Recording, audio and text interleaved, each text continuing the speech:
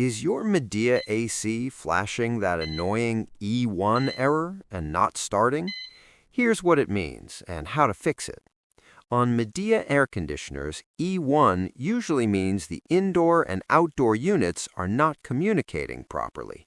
Think of it like they stopped talking to each other.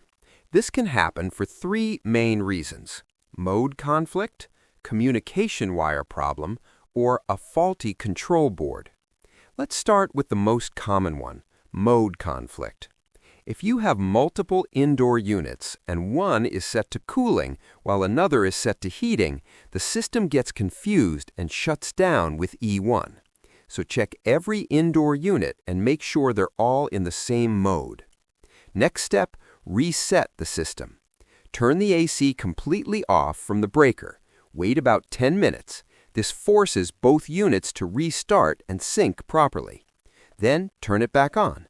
If the error disappears, problem solved. If not, we check wiring. Turn power off again. Open the outdoor unit terminal cover. Look for the terminal labeled S or sometimes 3. That's usually the communication wire.